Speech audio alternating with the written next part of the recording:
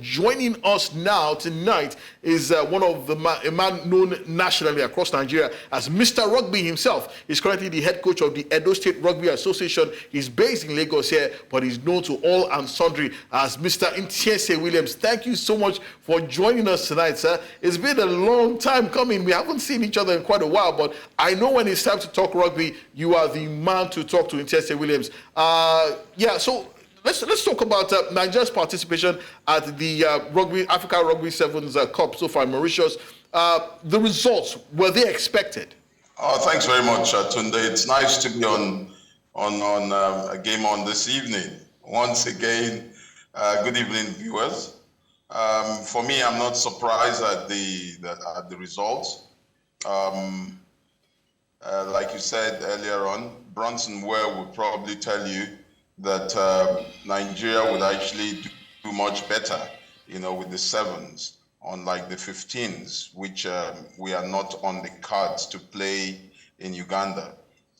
Here you have the sevens, and this team, I believe, has actually been on together for a while now in England, with just about three local players that joined the team out there at the tournament.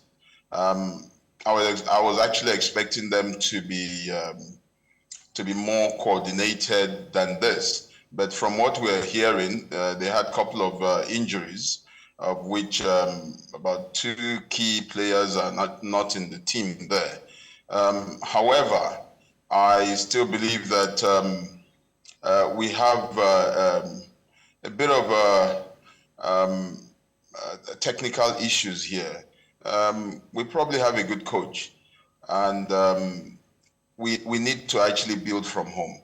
I believe that domestic players would probably fight much, daring than what I've actually seen on the team that is performing here. Okay. So, sorry to cut you short, Sorry to cut you short, Mr. Williams. You were talking about you said technical issues, and you also talked about home-based players. Now, let's set these two issues aside. Technical issues. When you say technical issues, you said that we do have a good coach, but you said there are technical issues. Could you expatiate on the technical issues?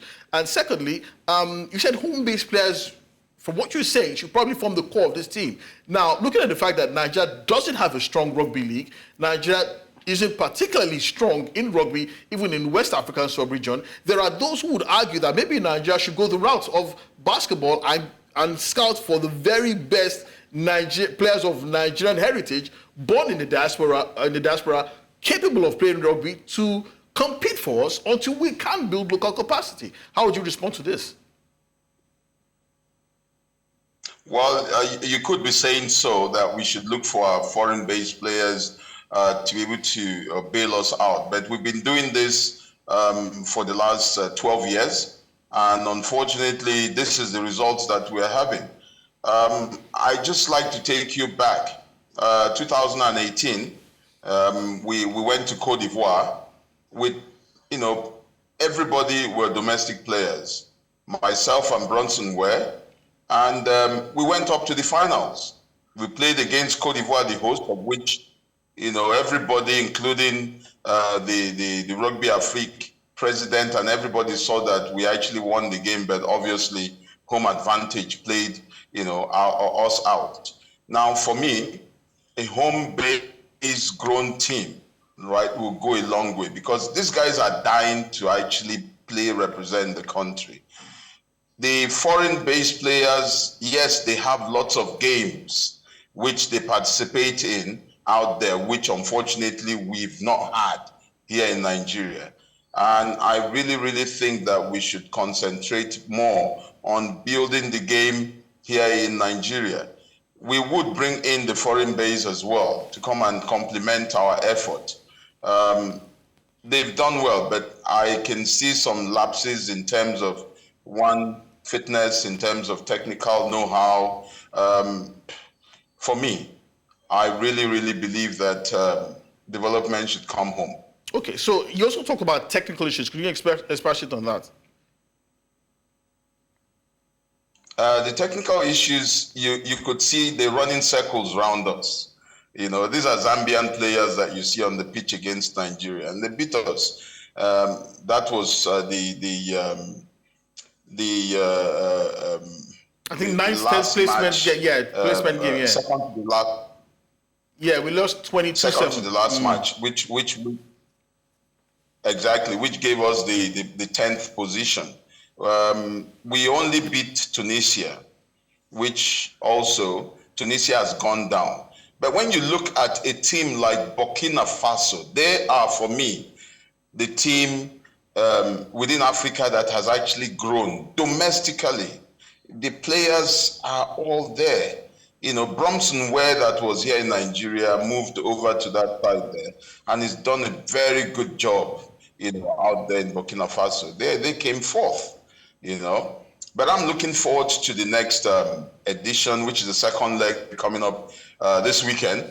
And I believe that they probably have sized up the teams that are there.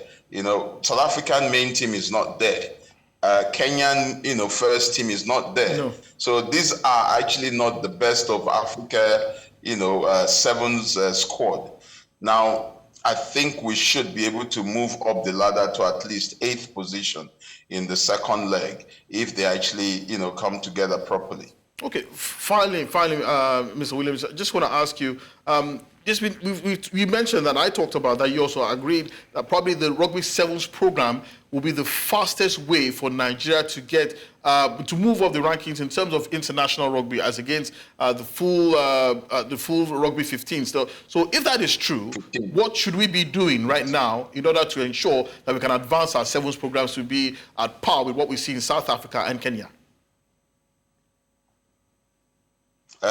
We need lots of games. We need more or less like a tournament, a series, you know, where we can actually, it's all to do with funding. It's all to do with sponsorship. And, you know, it's a team sport, which is, you know, you're looking at 14 players for each team. And it's a bit expensive than individual sports. But within the team sports circle, you know, we are actually much cheaper in terms of the equipment that we use and the facilities to which we use. And I believe that if we can get the much needed sponsorship and then there's local tournaments, we've been doing this in the past, you know. We've kind of like fall short in the last 5 years now. And I believe that we need to get back. Let's develop rugby in Nigeria. It is when we develop rugby in Nigeria that you'll see more development for the sports in the country. Okay, we've been speaking with Mr. Ntiense Williams, Mr. Rugby, as is well known across Nigeria. Thank you so much for your time, sharing your insights with us regarding rugby here on Game On. Thank you so much, sir.